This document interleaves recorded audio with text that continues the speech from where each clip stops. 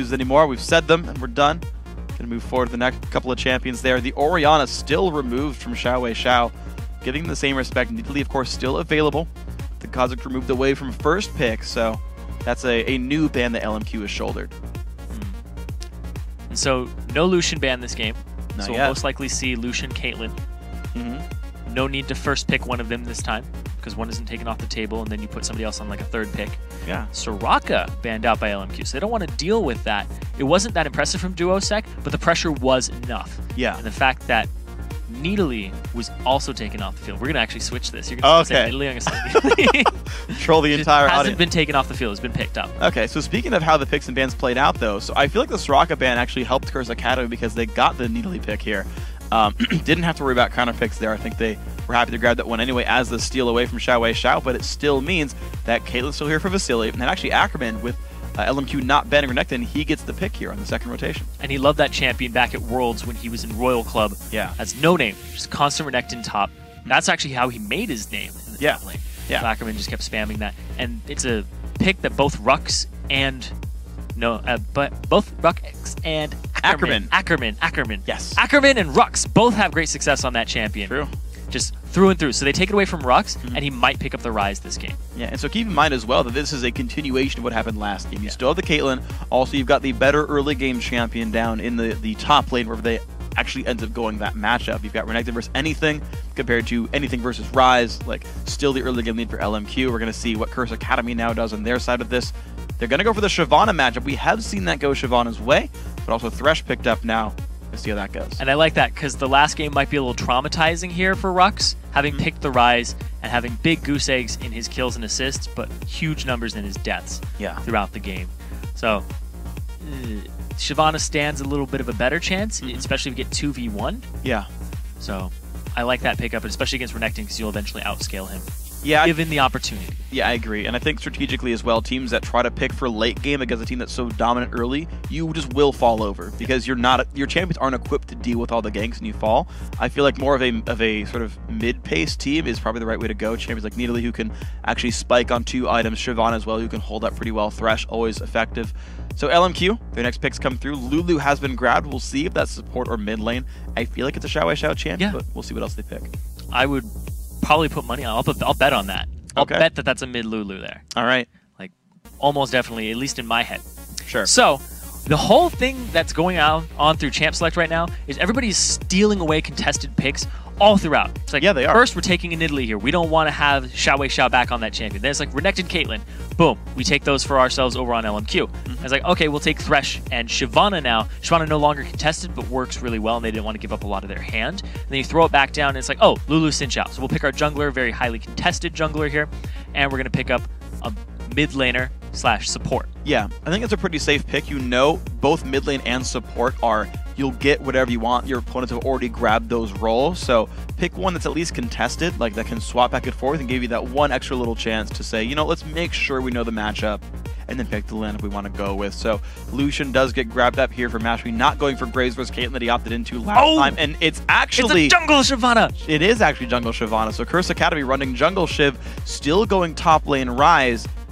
This scares me because they've got almost no early game pressure now for Curse Academy. And here's the thing too, I looked up Pat, and he runs Aatrox, Nocturne, Shyvana, all with Feral Flare in the jungle. So this is going to be a Feral Flare Shyvana coming out here, having a lot of clear. Yeah. Because her clear time is very, very good. Even top lane Shyvanas, we've seen them do camps. Yeah. When they're in 2v1s just solo by themselves. They're like, okay, I'm going to at least get some experience. Yeah. He does that. Hunter's Machete on him. He'll eventually get the Wriggles. He'll get the Feral Flare. Maybe. But his clear time is really, really good. Yeah. So the fact that you also proc it twice with your Twin Bite, just even deadlier. It's a big damage boost. So the thing with Shyvana, though, is that her ganks are a little lackluster. Like you said, the early game pressure is almost non-existent.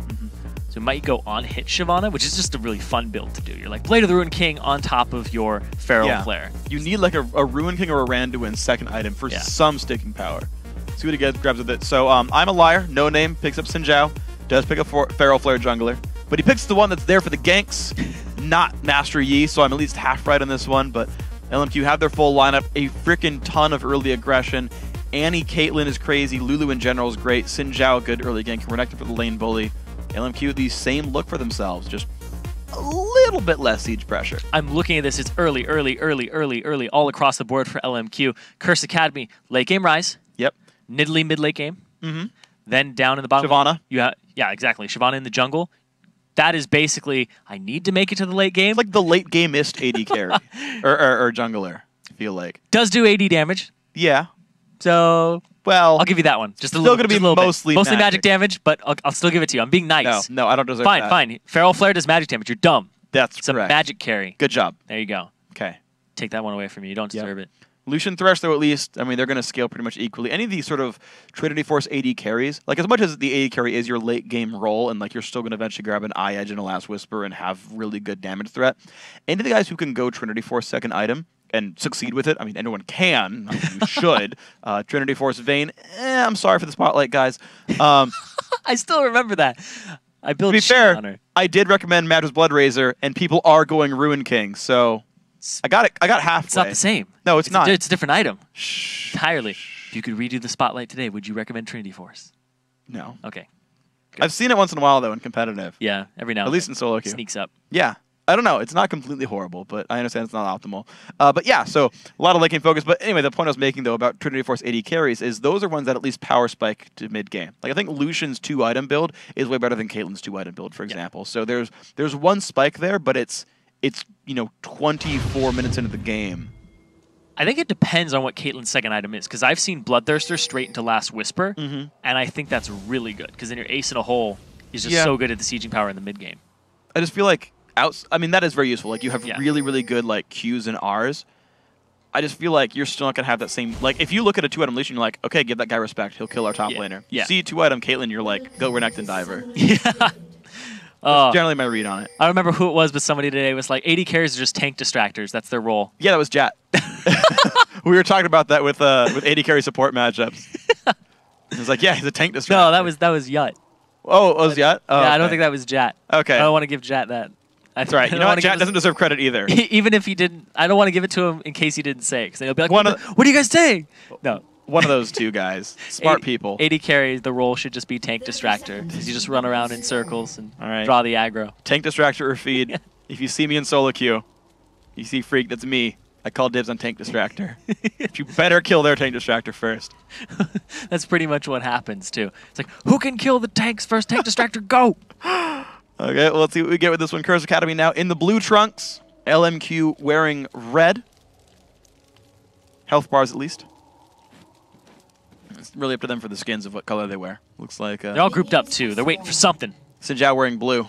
Early ward went to that top lane Trabush. I like that, actually. So they can see if an invade comes from that side. And they're all just huddling in the middle here. They're kind of like, well, we were late to check our jungle, so we all want to check it together just in case. I'm curious as to why Ackerman's actually waiting around in Tribrush, since he has nothing to do there. Oh, late invade from Curse Academy coming here. Only 3 men strong. Well, it's going to be 3 versus 3, actually, on this matchup completely. So the damage coming through. Mashmi's around there with Pat. They get a good trinket ward to the brush. Moore gets a 2-man stun, some good damage coming through. The anti-auto attacks of Flay lands, though. These guys are battling back and forth. Pat already burning a health potion there. Trinket ward's burned for a lot of people here, actually. The battle's still continuing. Good sweeper used. Wow, early sweeper by No Name. Actually removes the ward in the brush. Well played. It was a great pickup there. And now they don't have the vision to see No Name. And now the poke will just continue to commence. And this is going to be that point where your mid laners are level 3, and when they start showing up to this fight, it's going to be like, uh-oh, what's happening? Curse Academy, they flinch first. Looks like Moore and Vasily and the rest of the team going to push him away. So blue buff will go successfully to LMQ. Yeah. After some time. Reason they did that is because in the mid lane, Duosek's getting pushed in. So as soon as Xiao had pushed that wave up, he would have gone straight to the golem. And then it would have been like, Nidalee can't fight this. Duosek has to clear a wave or lose all that experience in gold. Yeah. Makes a lot of sense, honestly. So just tiny little things affecting each other. Jenga!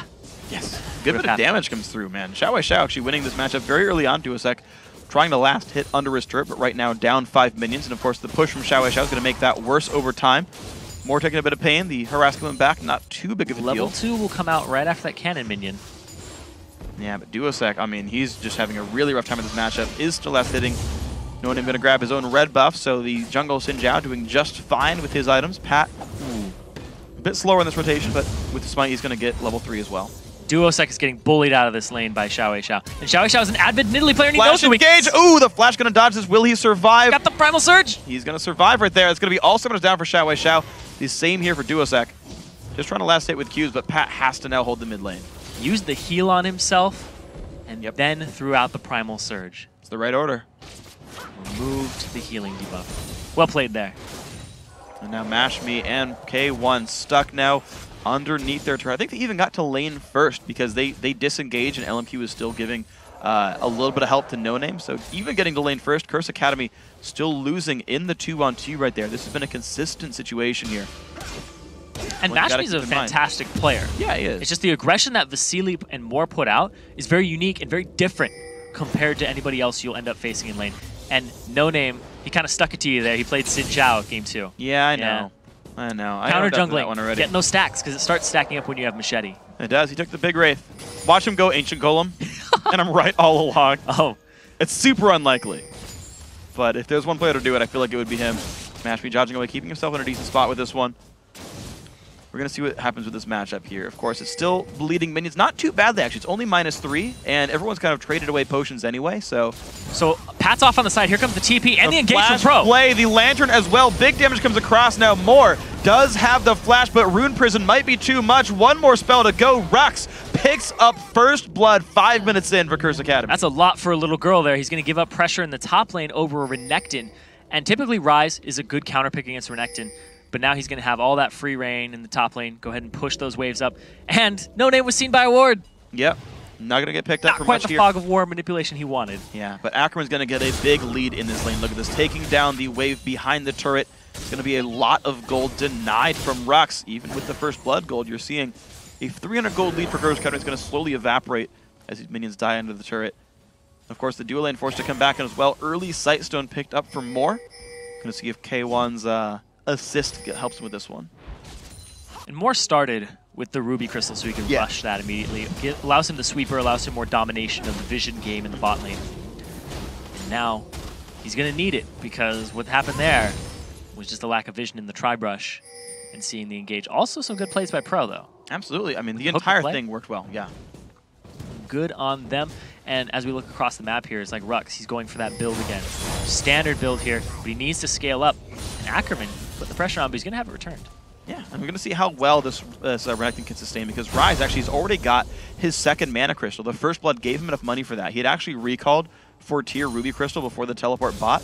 He used that money to grab a Sapphire Crystal, and so it's a Ryze that is scaling quite nicely. Hasn't been punished, only down 7 minions. Path's got to be careful, so does Duosec actually. Moore does have Flash, keep that in mind. He has Ignite as well. And we've seen that Xiao isn't afraid to dive. Is he going to get Pat hit? Oh. Ooh, he nearly did. Javelin goes back into this one, but the 3-man mid lane right here for LMQ very early on. K1 might look for rotation. Hook's going to come around. Gets him. It lands onto Moore. The flash play is going to work. Moore gets himself away a little bit. Javelin to Xiao. He actually tanked it for his teammate to make sure Moore didn't go down. And the flash came out there from Annie so that he could get that little extra range out of there. Just the rotation very well done there by K1 Pro to keep up with the rotation from Moore. And now we're going to have to see he's got the bonus movement speed. Yeah. He's not going to take it. You know, we talked about Curse Academy getting a more late game comp, and they've actually made it work through the early game. Yeah, no bad level 1s. Nope. Got first blood too. No buffs from the jungle exchanging into the wrong hands. The game's off to a good start here for Curse Academy. Yeah, we'll see if they can do it. Of course, they are losing gold through the lanes. They're down to plus 300 gold, despite a 600 gold first blood. So the laning phase is actually taxed 300 gold in LMQ's favor in closing this gap right now. A lot of that's from the mid lane, too, because Xiao has just been putting on a clinic. He knows how to play Nidalee, so he knows how to play against it. But right now, he's getting turned back. He doesn't. Duosec, I don't think, has enough mana to really make this one happen. You're going to see him still pushed in towards the back. It's that level advantage there, too. Duosec not even 6. Now he has it, able to clear the wave out. 7 there for Xiao. And we'll see what else we have for this one. No Name. Yep, level 5 off that camp. Pat is already level 6, though. It is Madrid's for both these guys, so there we go. 2 Feral Flare junglers. Ironically, Shyvana having the better ganks so far. Yeah, he has the assist, but he also has the better clear, too. just being Shyvana and having the burnout and the incredible just AoE damage that builds to the camps. Ooh, nice knockout from Xiao actually. But he had to burn an ulti just to stay in lane. He's like really hoping he gets just enough gold for his next item. Let's keep his fingers crossed on that one. Might have been enough. Now he's heading back. Kulong Yu is just going to get rid of some of the minions. LMQ Kite behind that very smartly. They don't take too much damage from this one. The lane's still trading back and forth. Vamp Scepter, Doran's Blade for both these guys. Hook nearly lands. LMQ played that one very correctly. Duosec grabs his blue buff. Pat still farming. No Name just now hit 6, about a minute behind Shyvana from Pat. 300 gold, still the difference actually. These minions not going any worse here. Another Sapphire Crystal. That'll probably be a Glacial Shroud for Rux. It's now, what, like a 900 gold item at this point? 950. Yeah. It's really cheap. It's cloth armor plus Sapphire Crystal. Yeah, helps Rise quite a bit, especially against AD matchups. And it's not even that much less in terms of stats as it was before. Because really Rise wanted it for the cooldown reduction. And the mana. And the mana more than anything. Oh yeah, mana, sorry. Let me not offend you. This mana. Mana. Mana. Oh. You know that Forte is actually also accurate. Yes, it is. Yeah. It's just the adopted pronunciation of Fort, because people said it so much that way. Just like mana. And it's kind of just colloquial speech. Do you say data or data? I don't know. Interesting. Data? Data? I think I say data. Okay. Star Trek character. Yeah. That's like when I was a kid, that's the only character I really liked. It's fun. I don't know why, because I couldn't understand the show, but I was like, oh, he's all pale. That's cool. Fits us well as nerds. Here we go. Rux and Ackerman in a duel up the top lane, but No Name waiting around on the wings. And notice he's in the correct brush. There's a ward that just timed out, actually. But they have no idea that ward timed out, actually. No one saw it when it died. But, of course, you can't go for it anyway. There's a minion right there. Yeah. Both these junglers are playing very farm-heavy games. Like, we're both going to get Wriggle's Lantern and try to get it to Feral Flare.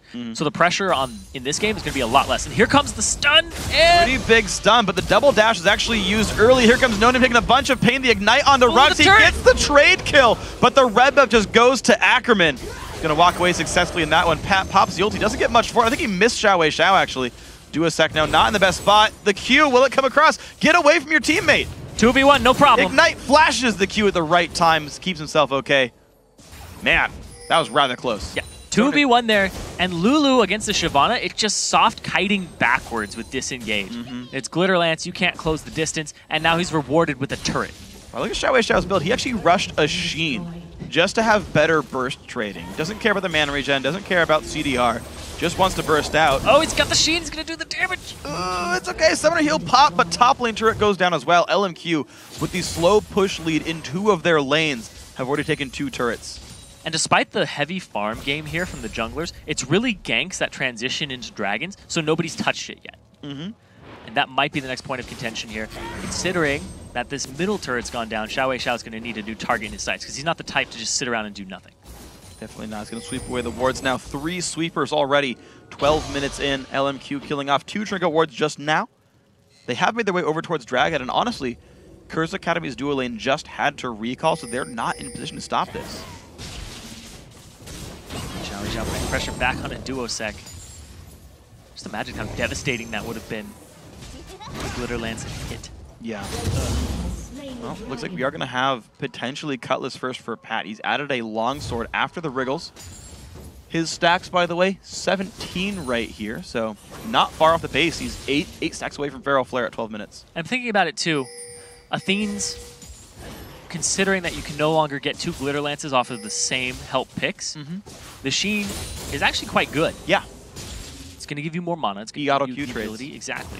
And the fact that you have picks, just regular damage on top of it, really good for harassment. You're going to be making Duosec burn through his mana by Primal Surging himself constantly. Yeah. Well, bottom lane turret will go down, though. Answered for the Dragon recall. Bloodthirster already done. Javelin comes out. Xiao is low. Rux does not have flash. He hit a trap. Okay, Duosec, can you get the chase kill? Isn't spotted. Out of range. Xiao stays alive. Oh! That probably hit Pix, but not Lulu. Yeah, it would have just skewered Pix. Poor fairy companion. Shielded himself, but didn't even matter. I think it would have gone through the shield. He would have. I think he would have died through the shield. Yeah, barely. But it would have been. But it would have been. It's a good wild growth. Been a max range javelin. Yeah, great wild growth. Great wild growth. Great chase there by Duosec. If Rux had flash, Xiao would have been done. And Xiao actually still had flash available to himself. So if he had thought he was in danger, most likely would have flashed. So. Well, so that's how well he knows Nidalee. He's like, the range, not going to touch me. Not even close. Then why even shield? What a jump. Just because. Style points. Sending a message. I didn't need this cooldown. All right, so to keep track of the lanes, both AD carries just got their Bloodthirster. Vasily got his a little bit before those. We've got a few more stacks. Pat finishes off the red buff. Ackerman, he's roaming around a lot. Wow, he gets the ward just in time. Barely caught that one. Good reflexes for himself. Now, once again, Xiao. Turret pushing with the Sheen. Let's see if you can find it. There comes the engage from Pat, though. He is trying to make this one happen. Puts in some damage. Xiao.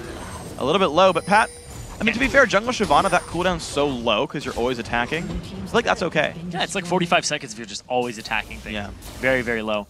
So he's going to have that gap closer, just doesn't have any CC. And now he's actually going for the Athene's Unholy Grail after the Sheen. Just because he wanted to push turrets faster, just because he wanted to harass in the lane. It works. I mean, that's the LMQ style, is sieging. Sheen works great against turrets. And it's an early game comp, so why not just go for that big burst in damage? Well, they're getting a lot for it. They're picking up a lot. They're getting these, these turrets down. They've already got 3 so far. The entire outer ring is gone.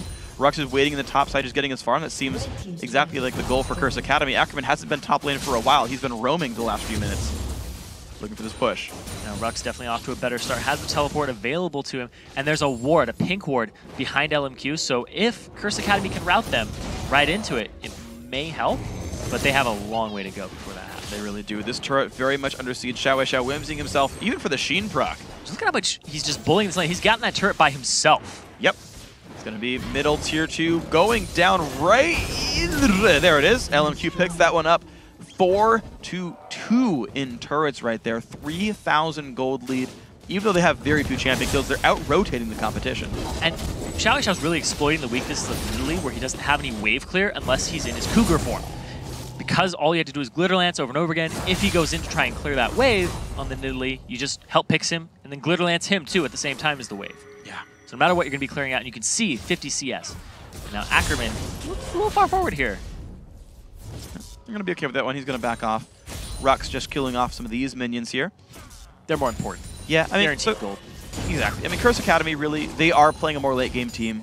Them waiting around, catching the farm. Like, they're only losing in minions in that mid lane matchup. And so I want to see how far down Duosec actually goes. He's down 43 minions. That's a significant margin. But Athene's is done.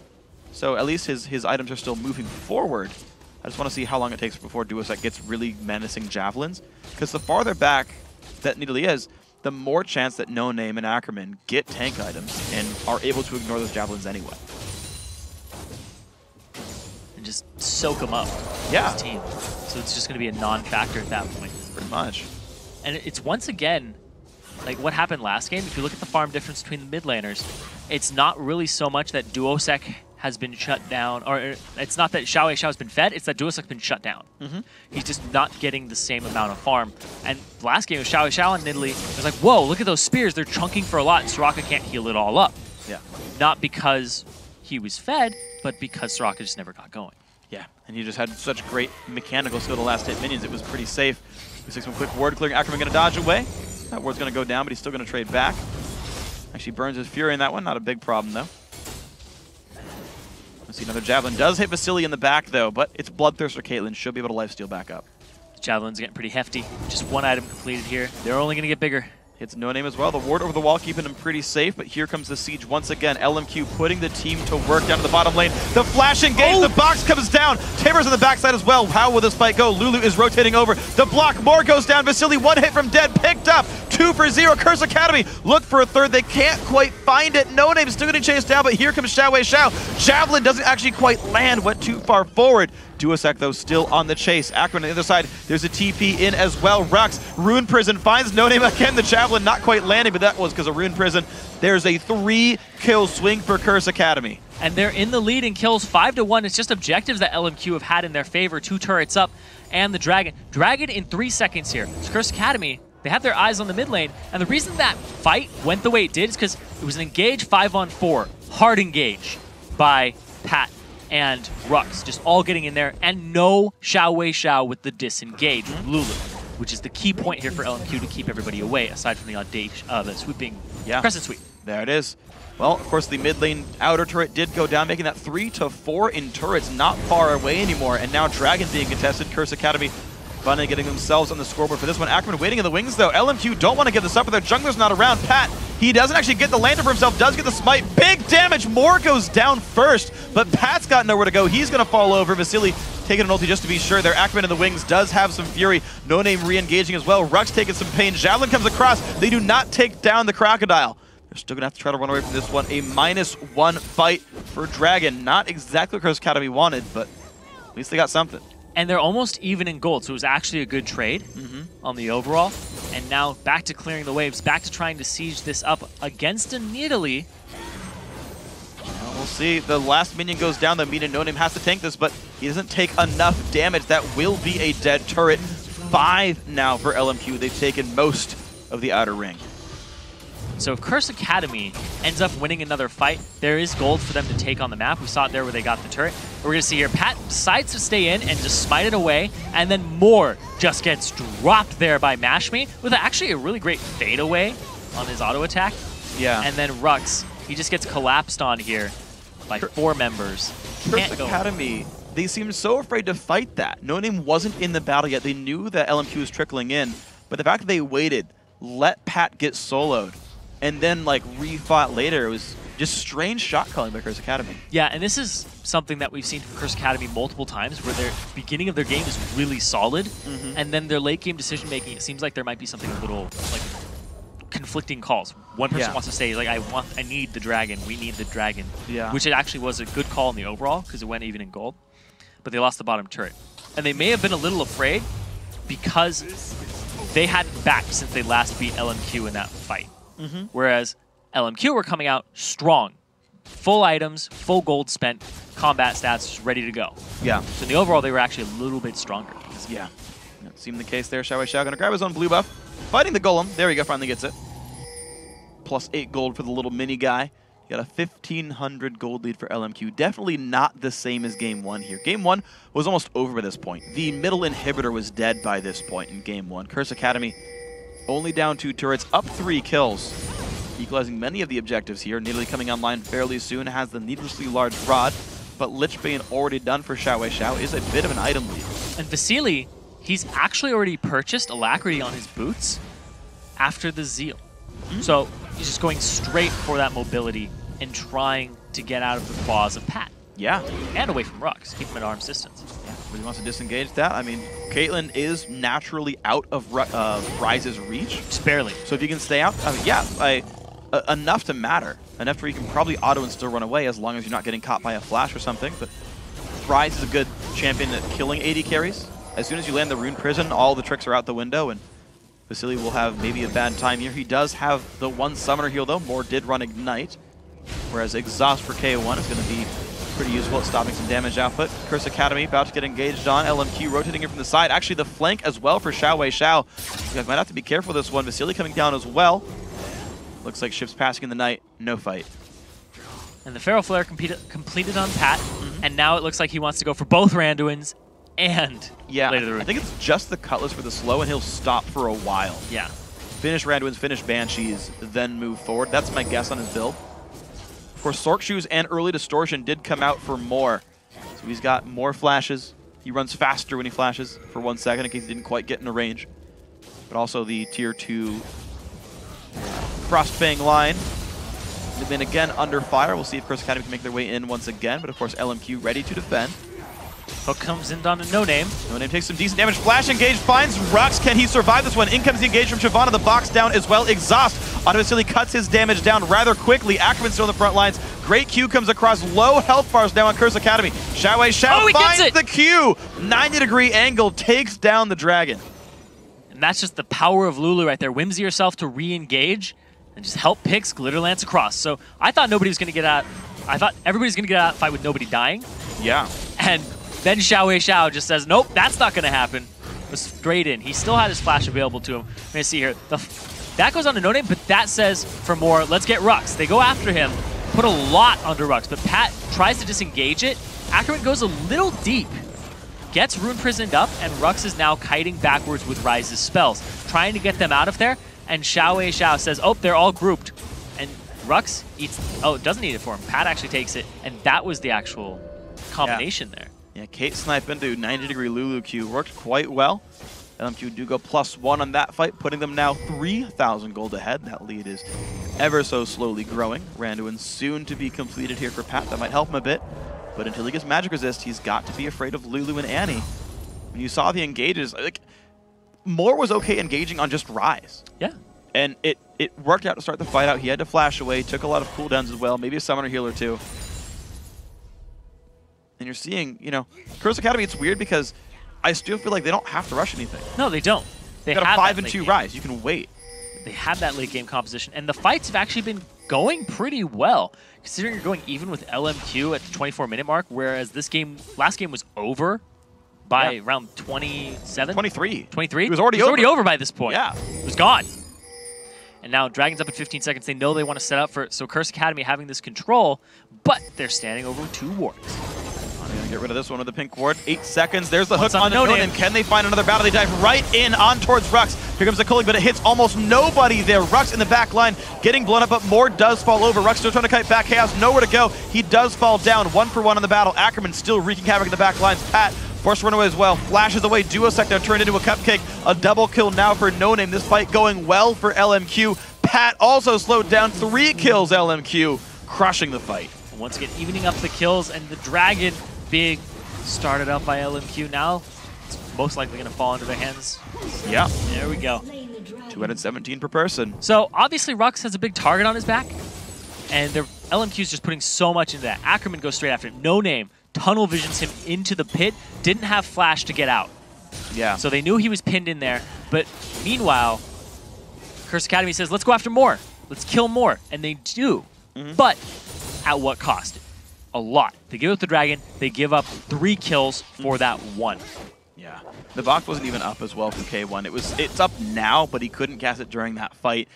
And, I mean, when you've got a front line of Renekton and Xin Zhao who need to kind of run at you to make things happen, that box means a heck of a lot. And they couldn't peel him off Rux. Rux still trying to get some more durability into his build. Merc Treads plus the Frozen Heart just not doing enough for him yet. He really had his back up against the wall, and it was stand your ground at that point. Literally, yeah. Yeah, he went into the Dragon Pit, couldn't get over anything. There was a Lantern there to possibly help him, but it was a little out of reach by the time that No Name and Ackerman made it to him. Yeah, so we'll see now the power spikes coming in. Phantom Dancer already done for Vasili's Caitlyn. 1, 1, and 3, 227 minions. Triforce Bloodthirster now done for Mashmi. The question is how much armor has now showed up on the LMQ frontline, because that's the power spike for Lucian, but he's fighting a completed Randuin's and most of a Randuin's on the 2 frontliners of LMQ, so might be too little too late. 26 minutes, the 2 item mark. Frozen Heart here too on Rux against Vasili. Yeah. We'll see, the Rux, I feel like, is not even allowed to be in range, though. Defensive or offensive auras have about 700 range, which means that... Yeah, it's pretty much just for Ackerman and No Name when they jump on him. It's if Caitlyn's attacking him, then she's in range. Otherwise, she can hit the rest of the front line. Pat majority of the time. So, yeah, it's slowing down the Xin Zhao's technique, but it does matter, and it matters a little bit for Renekton. The dive in now, Moore taking a bit of damage, down to half already, getting exploded. There's a Q in, but no ulti for Mashmi. He used it to wave clear last time he recalled. So now it's going to be the Golem buff, though, still taking Curse Academy. Playing these rather quickly. Looks like, I think Duosec got the blue, but Mashmi's wearing one as well. Moore does get to recall safely. Steal it away. They deny a charge of Feral Flare. Yeah. To No Name, if he was going to take it for himself. Have to see, now they're just going to continue this 5k gold advantage now for LMQ. Rux in the mid lane, and Xiao's pinching from the side. Oh man, with a couple of friends as well. Banshee's Veil still there for Ackerman. Wow, the dash used by Mashmi, maybe a little bit aggressive. Kate ulti comes in. There's the culling as well. Gonna block out a bit of the damage as Ackerman. You do get the tier 2 turret and the disengage. So Curse Academy not saying die. They're coming back for what advantages they can. Though LMQ tend to win fights. Bit of a gold lead now, mid lane under fire as well. Down to 1/3. Curse Academy gonna stay for this one, but LMQ right on their heels, but they don't get the engage. And most of the deaths on LMQ are from Moore. He just sacrifices himself for the engagement, and he doesn't even get assists on the back of it because he's been dead for so long when people die. Yeah. And I'm actually a little bit surprised that Moore is actually still building Squishy. He's going for some cooldown reduction. instead of like more health or something. He's also still leaving Molten Shield at rank 1. I mean, this is the guy who's diving in first, taking burst damage, but is leaving Molten Shield at 1 point. He's got a fiendish codex. Yeah. I mean, he's going for probably Frost Queen's claim. It's possible he's rushing straight for that, yeah. He could DFG. He could Banner of Command. It's an option. I Do don't it. think they need it. Do it more. I don't think they need the extra split push pressure. They have Bring the banner of your people. Command. We're going to see what happens. Rock's forced back on this one. His teleport is up, but Rise is not the fastest split pusher. He just threatens with his farm. Now they're just threatening to do the Baron. You know we do it, Curse Academy. It's a real threat. LMQ say. K1 removing a couple of wards. He does spot these guys. The ward over there spots that LMQ is around. They are waiting around in the pit. Looking for the fight. Got to be careful. Mashby's going to get flash stunned up. There's the engage with Tibbers as well. Mashby taking the McHales, but has nowhere to go. Kill picked up by the ulti of No Name. Box comes down, but doesn't help. K1 forced to run away. 1 for 0. 80 carry dead. Disengage for Curse Academy. That was so fast that the flash and the heal from Mashby on top of the McHales from Pro was still not enough. Yeah. To get him out of that. It was get in there by Ackerman, and now with the 80 carry down, they might attempt to do the Baron. Duosec can still throw spears in, so they may hesitate a bit to try it, but it's always an option now. Oh. Good Javelin puts No Name to half. Will the team... So LMQ can continue to bait Baron, but they have Pat's on the wrong side, and there's a stun from Moore available. He's not quite in range, though, of course. Flash on cooldown. Looks like Curse Academy with the Javelin onto Vasily do stop the entire engagement. And Mashby's back alive. Pat takes a Lantern out as well. Curse Academy not playing too panicked, but keep in mind, LMQ keep making the right moves. They're finding kills. They're winning fights. This game was 6-3 in kills not that long ago. It's now 7-8. And now, the right move, like you said, not starting up the Baron, is perfect. Because if they had started up, they would have been taking extra damage. They had Nidalee Spears coming straight at them over and over and over again. So just sitting there and trying to bait people into them. They did route Pat, but the fact that they didn't give up a free Baron is huge. Yes. So many teams would have just gone for it. Would have been like, we got Mash, it's time to go. Yeah. The one thing to keep in mind, actually, is though there's still an item disparity to keep in mind. So double Randuin's Omen is here for LMQ, and there's no Last Whisper for Mashby. Meanwhile, Randuin's not even completed for Pat in the jungle. The Last Whisper already done for Vasily anyway. There's a very big difference in frontline power here. Yeah, and Pat went for the Blade of the Ruined King before he finished. He did. The Randuin. I'm surprised. Wanted the damage, wanted the slow for the rest of his team, I guess, so that Rux could speed up, and Randuin would have done the same for him. Well, another blue buff steal, though. Mashby going to try to solo the dragon away. Meanwhile, much cooler without the attacks as well. Can't see that ward with that pink. Yeah, it's across the wall. But they can always just disengage and... Yeah, I mean, LMQ, they're setting up these traps, but they don't have complete ward control, so they're actually really losing out in a lot of the ways that they could be getting fixed, because no one's going to dive that when they know that there's no threat of Baron dying. Once again, they don't see that ward. It's just free javelins. And look, Chris Gabby just go mid. Oh, we were hatching one the entire time. There you go. And the recalls come in. They know mid inhibitor's not worth Baron, so LMQ forced back off this mid lane push by Curse Academy. And now, No Name and Moore are left to their own devices in the jungle. Decide not to pincer around. That's not the call that's coming out here. It's just play it safe, get your jungle, and we'll see what happens from here. Yeah, and this actually lets Curse Academy get ward control back over Baron. The pink ward in the pit deep enough to watch any wards against the walls. I'm pretty sure anyway. None of them going to be sneaking around, but they remove the pinks of LMQ as well. So that mid lane push gave ward control back to the blue team. 2,000 gold separate the teams. Bot lane has a big wave, so does top lane. Vasily's going to take the top lane wave. Going to see if someone grabs the ones towards the bottom side of the map, towards the east. So here's something. Rux, instead of going for Banshee's Veil or some type of defensive item, goes straight for the Void Staff. This is risky. So his flash is up. He doesn't have distortion boots, though.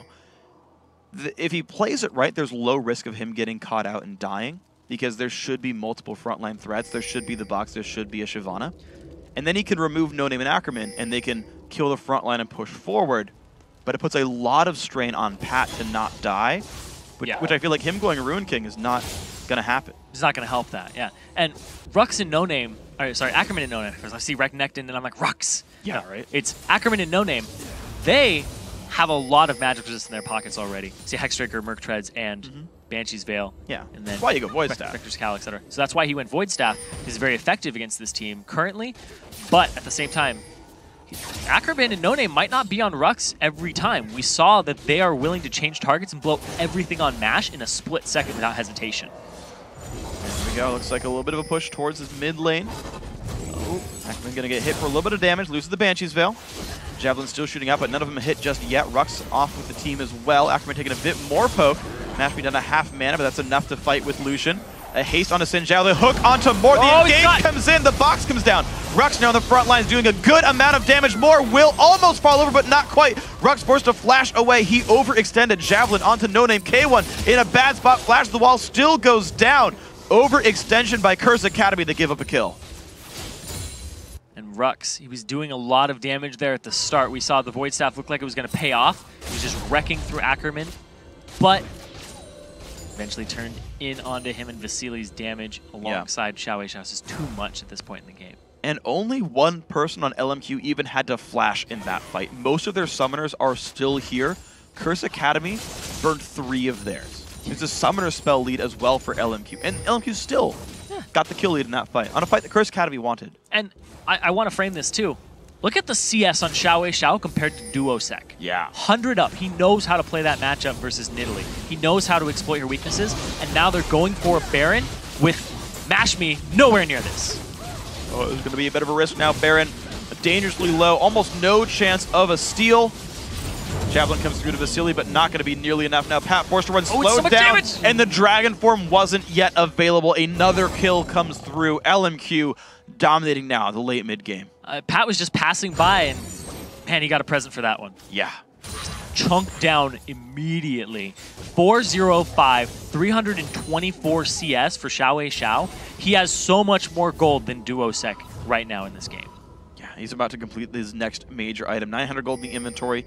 Not going to be far away from the Zonias. You're going to see 2,000 gold, 1,300 total on Vasili. He's got 3,000 more than Duosec right now. Yeah. Basically a whole completed item over him. Yeah, and you're seeing almost the same thing happen among the AD carries as well. Most of maybe minus like 700 gold, an Infinity Edge here for Vasili. He's nearly going to complete that item. Mash Me just barely finishing his last Whisper, which again they could have really used in that last fight. Curse Academy, I mean, some of these forces have been working. Most of their mid-game moves were made from down and gold and it worked, but to try to kill a front line without a last Whisper done is a pretty risky situation. Curse Academy, that fight did backfire. Ooh, they're trying to collapse on Rux here. No Name can close the distance with Audacious Charge. He flashes too. Rune Prison not even used. Rux gonna go back for damage on Xiao Xiao, but down he goes right away.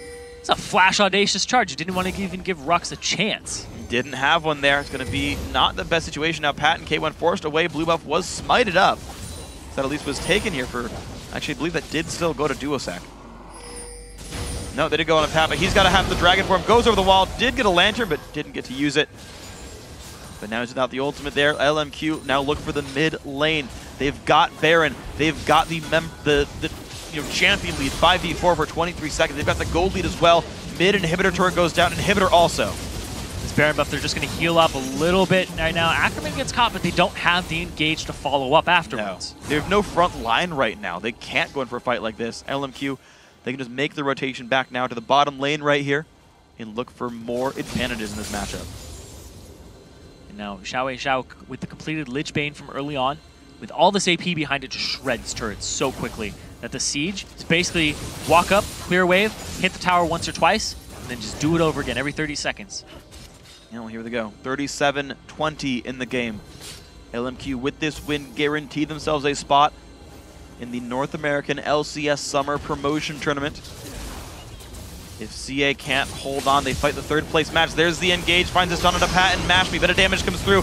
More low on health, taking the turret. He's going to stay alive though. Rux in the back lines. He's going to go down. No Name still alive as well. Ackerman wreaking havoc back there, not going down whatsoever. More coming back into this fight. Pat showing up. They finally get the kill onto Annie. The culling dealing some great damage. Honestly, Vasili does fall over. There's actually a bit of a kill lead for Curse Academy. Can they chase? LMQ out of the base. W is going to land from the chase. Whimsy's down. Move forward. Whimsy, yeah, has been used. But Xiao Xiao. He just speeds ahead of all of them. Yeah, helps the team get out of this one. They're going to be pretty safe. Duosec not going to land that Javelin. Looks like LMQ, though, they get a turret for a -1. Still +3 kills. LMQ going to get Dragon on the way out. So Rux sacrifices his life here to actually Rune Prison more and keep him locked up because he's too far forward. Now Ackerman and No Name are all over him. Moore takes some turret shots, then he tries to come back, but Rux is down. He's gone, out of the fight. Ackerman, a little overextended here, but at the same time, have the re-engage, and boom. Moore, he was way in the back. He comes back in all the way into the fight to help his team out, and the overextension wasn't really an overextension because they were rewarded with the turret. So they had the support, and Moore just sacrificed his life to keep them in the fountain so that the rest of his team could take out the turret. Yeah, it worked really, really well overall. And I got to say, the coordination of LMQ right there. You saw Mikhail's come through on the Renekton stun, but it was Xin Zhao knockup, into the knockup coming in from Lulu ulti, and Rux couldn't go anywhere. Has his flash up now, but it was too much damage for him to survive last time. He's going to be adding his combine on Saros fairly soon. Just needs the recipe for that one. The shield will help him stay alive a little bit more, but yeah, the lack of durability on Rux. He started the game out, I believe, 5-1. Uh-oh, more. Sees K1, doesn't go in for it. Sweeps the ward. Puts one down to protect himself. But on the flip side, Ackerman and Xiao have just been having amazing games. Yeah. 107, 506, just dominating their lanes. 127 CS up for Xiao. And then in the top lane, you have Renekton, who was pretty much even throughout the start of the game, but he's up to a 30 CS lead now over Ryze, who will basically just destroy Renekton in the late game. Yes, he will. We're going to see LMQ starting to poke at the vulnerabilities of the base. Mid inhib already dead. Bottom inhibitor turret is gone. I mean, that structure is available. Hook's not quite going to land right there. I don't know if it was a fight they wanted anyway. Ward's being swept back. Xiao looking for the ways to poke. Lichbane doing very large damage. Bot inhib about to fall over. The poke coming through. There's the inhibitor number 2 going down. It's just so quick. The amount of damage that Xiao is stacked on with a 383 CS and the 506 on the Lulu. The AP into that early sheen that he got into the Lichbane is just paying off hugely. And now they're just going to rotate and systematically take Curse Academy apart, take every turret in this game. It's working very nicely. Top turret number 2 going to be taking a whole bunch of pain down below half. Looks like Pat not going to find his way into this one just yet, but now Curse Academy are running out of structures in their base. Mid inhib coming back up shortly. Next 15 seconds for that one, but there's another wave coming in. Hook's going to land on a Xiao. The flash Rune Prison, they go in, but he stays alive for now. Pat in the back line. They find one kill. Rux staying alive. He's spellvamping up, but he's going to go down. A 3-for-1 fight. Curse Academy finding their way back in. Moore and Ackerman, the only ones alive. Renekton now has got basically nowhere to go. Pat still on the chase. It's going to be Renekton finally falling over. Annie also to drop. Baron's up in 50 seconds. That's an ace, and by the time the LMQ even spawned, Baron will be up. So if Curse Academy position themselves, clear out their base, they can pick it up immediately and start turtling without it on the field. This is a great hook into a flash Rune Prison to take out Xiao. He tries to flash away, but Pat is all over him. Rux sacrifices his life for this, but there's just so much AoE damage in the collapse. And then Mash Me, all of them just grouping up, trying to take out Ackerman here, and they leave more to Pat. Takes him out right there, so down. Of course, you can watch the rest of these kills go in, but I was also impressed by the amount of spell vamp that came through from Rux, right? His health bar was going up and down throughout that fight, and now I'm curious, the respawns are coming in right now, but looks like there's no Baron timer for Curse Academy. It's up this very second. It could be rushed down, and Curse Academy are not in position for it. And they're just clearing out their base, trying to stop the super minions from getting another inhibitor. And now LMQ, with that inhibitor down bottom, the way that it is. Yeah, that's the right spot for it. To be fair, Rux has teleport, so there's going to be the small window of super minions actually applying pressure while the TP is up. The LMQ has to bait that cooldown out if they want to secure an easy 5v4 Baron. Don't know if they can do it. We'll have to see. They're once again going to try to bait this setup for it. It's usually how they do. They won't do it unless it's pretty much a guaranteed Baron or a bait. They'd rather bait than start. Well, this they get Pat. Pat forced to ulti back over a wall, though. He's going to be safe. Annie's stun now available. The Moore has flash and Tibbers. 4 sweepers on the team. Turret's going down. Pat has to lurk around here. Thing is, K1 can lantern him out, but Moore is waiting in the wings. This Baron's going down rather rapidly. It falls, actually. There's the engaged stun on a Thresh. He's got nowhere to go. I don't know why Thresh was that far forward, but he's going to fall off. LMQ now 5v4 with Baron. 2 inhibitors exposed, bottom one already dead anyway. And LMQ has so much in-your-face engage. Audacious Charge. Just get the Slice and Dice right in there. Get the Lulu Whimsy and the Flash Tibbers. So if you are even an inch too far forward, they will take advantage of that and eat you up. They're going for this inhibitor right now in the mid lane. Bottom still down with the Baron buff up on them. This could be the game-winning push if more kills fall into their hands. Big wave flooding in 27 seconds on the support respawn. No Name taking a bit of damage from the culling, but not nearly going to be enough. Infinity Edge was completed for Mashme. He's also got not Mikhail's Crucible, Mercurial, not Mercurial Scimitar either. Quicksilver Sash! Woo! There we go. Quicksilver Sash does come through for him. Plus Furor Boots on the upgrade. It's going to be, looks like, Banshee's Veil for Vasily. Of course, the earlier pickup on Alacrity. Doesn't mean too terribly much for him anymore, but he's still more mobile. It's useful. But high DPS builds now for both AD carries. They've completed their major offensive builds. It's now just how durable are they. So the backlines are strong. Rise is done building offense as well. We'll see if that's a Banshees or a Spirit Visage for Rux, but he's learning to grab some Magic Resist. Seraph's Embrace done for him. More tankiness coming in. Pat still without any Magic Resist, though. That, I feel like, is a risk. Yeah. He got the Thornmail, so he's trying to deal with the damage from Vasily, Ackerman, and No Name. But Xiao is still a very real magic damage threat. Wow. Not if he's chunked down, though. Yeah, so that's a 2 Javelin kill for Xiao. Some damage goes back onto the No Name as well. He's going to be okay, though, for now. Backing off. LMQ do have to respect the poke that comes through. But they've got a dead inhibitor and a Baron buff, meaning they've got plenty of regen and a lot of room to siege. So inhibitor is available for them to take down bottom. Dragon is also up. And the hook, ooh, not landing there. Does not hit him. The LMQ, they're saying bottom lane, the open inhibitor. Let's take that. Minions are going to distract mid lane a little bit. We've got a regular wave down here with a cannon for what it's worth. Javelin lands more, actually tanks it rather successfully with some extra MR. Banshee's Veil, of course, helping with that one. And now comes the push. Javelin number 2 not going to land right here. Has Flash Tibbers available for him. So as soon as somebody's out of position, it's going to happen. Find Vasily down to half, though. Good Javelin lands there. Duosec does keep this inhib alive for now. Finds No Name as well. Takes a quarter off his health. LMQ, though, still waiting with the Baron region. Their health bar's coming up rather quickly. Moore takes another one, though. Banshee's Veil refuses to come back up. Mashme still finding some more damage. Moore almost in range to Tibber somebody. Head off in the wings. A couple of traps come down. Culling getting Ackerman to half. Curse Academy actually go in for the fight. Hook's not going to land. No Name forced back, though. This might not be a great situation for LMQ to engage at this point because Rux is so strong, he'd be able to just decimate No Name and possibly take out Vasily. Yeah, at this point. Even lower. Hook comes in. Ackerman is going to be knocked around. There's Pat into the back line. Fight's going to start. No Name going to get jumped. He's going to run away. Moore is okay as a kill. 1-for-1. Jungler for support. Ackerman still going to be going down. Wow. K1 Pro forced back, has to flash away from that one. Rux also taking damage. Mashme, he does go down. That's going to happen for Xiao. The dive still coming in. Down goes the Rux.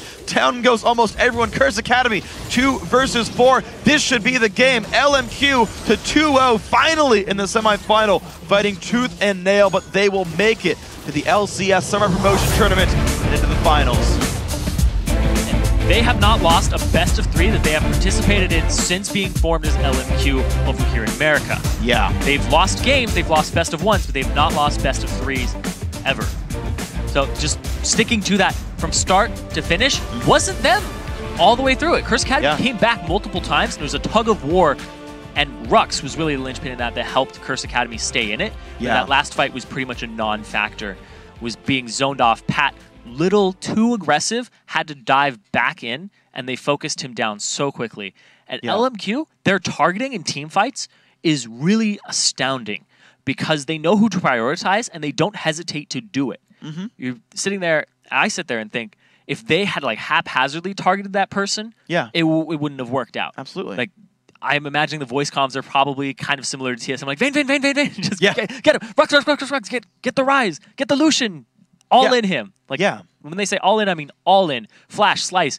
Get him with whatever you can. That part where the Mikhails came out didn't even save Mashme twice is ridiculous. That just shows how much CC they layered on top of each other to complete their goals. And you saw that like there was no MR itemization at all from Curse Academy either. You saw that they're like, yeah, let's stack on the Thornmail on top of the Random's Omen on top of the Ninja Tabby, which just gave free reign to Xiao Wei Xiao. You saw how much he would chunk these guys. Picked up a couple of kills in cleanup. You saw the flash re-engage to take down Mashme in that very last fight right there. There just was not really that much durability for them, and you saw how quickly the burst came out. Lichbane, Deathcap, Void Staff, Athenes. Huge damage from Lulu. Yeah, and the build order, too. Going with the Sheen early on to push the turrets and bully the Nidalee in lane. Yeah. And compensate for some of the changes to Lulu, where the health picks doesn't last long enough for 2 Glitter Lances. Yeah. Just really just taking it to him and showing that Lulu is still a very viable pick in the lane and in team fights. Yeah, and he did so much the entire game where they're hasting people in, and I was watching for it. Sometimes it was a whimsied Annie waiting, saying, and threatening, saying, I can flash timbers you, back off, and creating all these zones of pressure, you know, forcing the back lines away. You saw Mashme would pop his ulti very early in fights just to deal the poke damage, knowing that he's going to be under threat for the rest of the battle anyway, and he's trying to get health bars low. And despite all that poke, how much damage came through from the javelins? LMQ didn't flinch, found the engage, crushed the fight. Yeah, I thought No Name was going to back off surely after that fight, being taken down to 1/5 HP before it even started, which was just crazy. Normally, you're just like, all right, we don't need this. We don't need any of that. You guys can just do your own thing. We'll go back to base, heal, and then we'll come back and do this again. Yeah. They're like, no, we got to have the game-winning push right now. Yeah. And just that determination and the fearlessness of No Name in that matchup, it's just like, I don't care. I'm going to go in. I'm going to audacious charge. That's fine. Yeah, you guys audacious, but it worked. It's very audacious. Lives up to the name. Lives up to the name, guys. So now that the twists and turns of today's games are in the rearview mirror, let's take a look at where we are now in the bracket. LMQ is headed into the finals versus Cloud9 Tempest. And Complexity Black will face off with Curse Academy in a crucial third-place match with a trip to the Summer Promotion Tournament on the line. And so tomorrow we have the long-awaited conclusion of the Spring North American Challenger Series with a third-place showdown between Complexity Black and Curse Academy. The team that takes the last Nexus takes the last spot in the promotion tournament. And immediately following, we'll crown the Challenger Series champs after Cloud9 Tempest takes on LMQ. And don't forget, these are all best-of-5 matches, and the race to the NA LCS begins at 12 noon Pacific Daylight Time, 6 p.m. Central European Summer Time. Yeah, 9 p.m. actually for European Summer Time. Writers, you screwed us. 12 noon Pacific, 9 p.m. Central European Summer Time. Now with that, it's time to dim the lights on the Challenger Series semifinals. But before we go, I want to say thanks again to our friends at Coca-Cola and also to Voivo and Medias for their help in hanging out with us today. And on behalf of myself, Zyrene, Jat, and the entire live broadcast crew, good night and GG.